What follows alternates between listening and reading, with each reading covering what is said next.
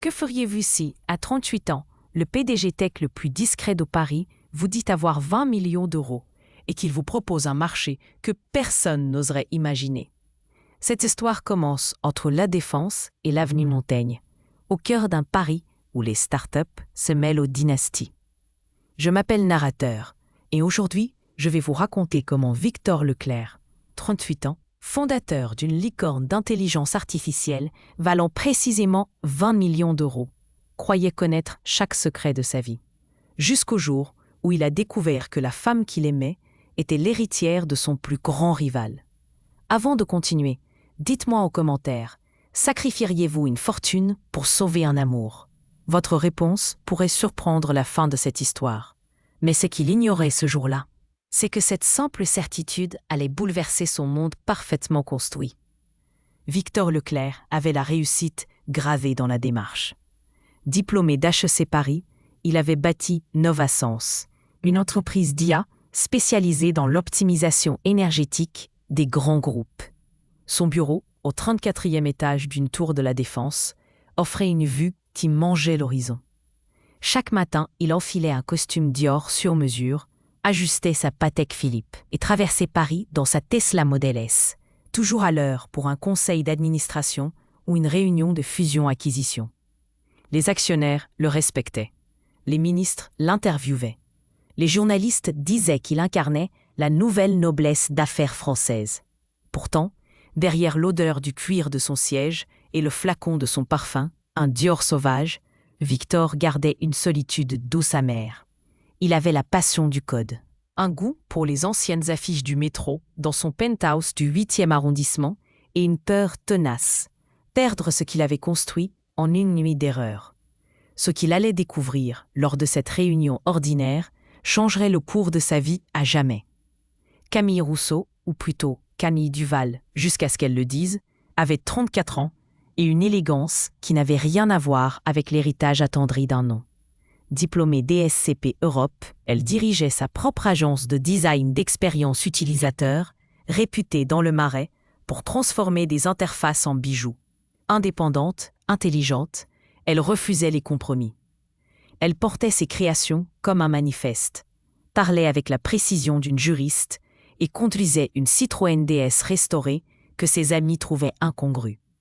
On disait de Camille qu'elle était aussi discrète que déterminée. Elle avait survécu à une enfance entre deux maisons familiales du Sud et avait appris à défendre ses choix.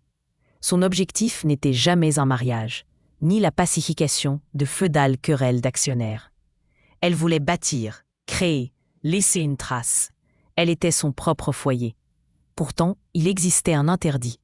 Un clan nommé Rousseau Tech, une entreprise familiale fondée par un grand-père visionnaire. Que feriez-vous si, à 38 ans, le PDG tech le plus discret de Paris vous dit avoir 20 millions d'euros et qu'il vous propose un marché que personne n'oserait imaginer? Cette histoire commence entre La Défense et l'avenue Montaigne, au cœur d'un Paris où les startups se mêlent aux dynasties. Je m'appelle Narrateur et aujourd'hui, je vais vous raconter comment Victor Leclerc, 38 ans, fondateur d'une licorne d'intelligence artificielle valant précisément 20 millions d'euros, croyait connaître chaque secret de sa vie jusqu'au jour où il a découvert que la femme qu'il aimait était l'héritière de son plus grand rival.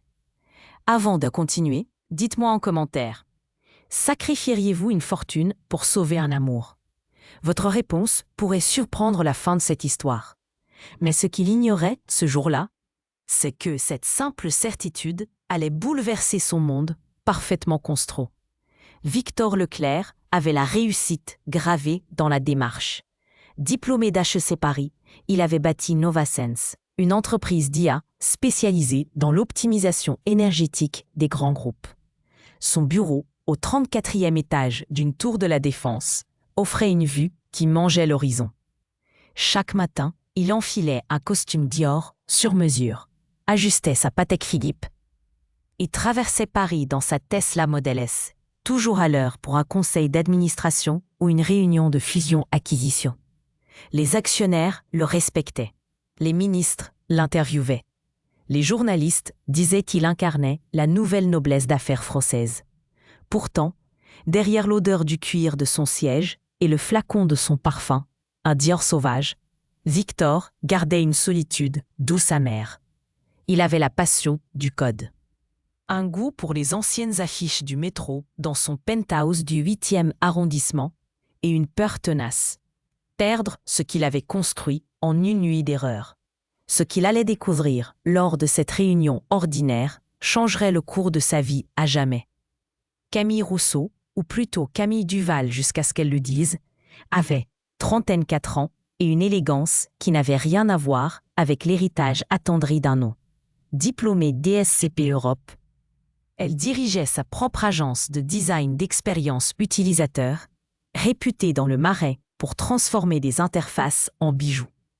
Indépendante, intelligente, elle refusait les compromis. Elle portait ses créations comme un manifeste, parlait avec la précision d'une juriste et conduisait une Citroën DS restaurée que ses amis trouvaient incongrue. On disait de Camille qu'elle était aussi discrète que déterminée. Elle avait survécu à une enfance entre deux maisons familiales du Sud et avait appris à défendre ses choix. Son objectif n'était jamais un mariage, ni la pacification de feudales querelles d'actionnaires. Elle voulait bâtir, créer, laisser une trace. Elle était son propre foyer. Pourtant, il existait un interdit. Un clan nommé Roussotech, une entreprise familiale fondée par un grand-père visionnaire. Que feriez-vous si, à 38 ans, le PDG tech le plus discret de Paris vous dit avoir 20 millions d'euros et qu'il vous propose un marché que personne n'oserait imaginer? Cette histoire commence entre La Défense et l'avenue Montaigne, au cœur d'un Paris où les startups se mêlent aux dynasties.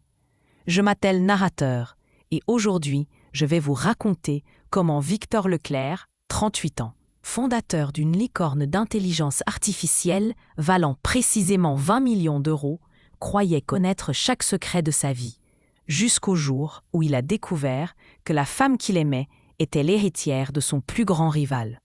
Avant de continuer, dites-moi en commentaire, sacrifieriez-vous une fortune pour sauver un amour?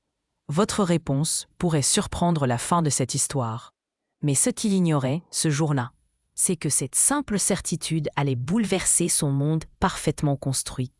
Victor Leclerc avait la réussite gravée dans la démarche.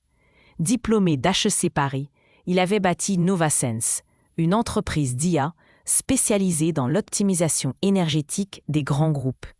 Son bureau, au 34e étage d'une tour de la Défense, offrait une vue qui mangeait l'horizon. Chaque matin, il enfilait un costume Dior sur mesure, ajustait sa Patek Philippe et traversait Paris dans sa Tesla Model S, toujours à l'heure pour un conseil d'administration ou une réunion de fusion-acquisition. Les actionnaires le respectaient. Les ministres l'interviewaient. Les journalistes disaient qu'il incarnait la nouvelle noblesse d'affaires française.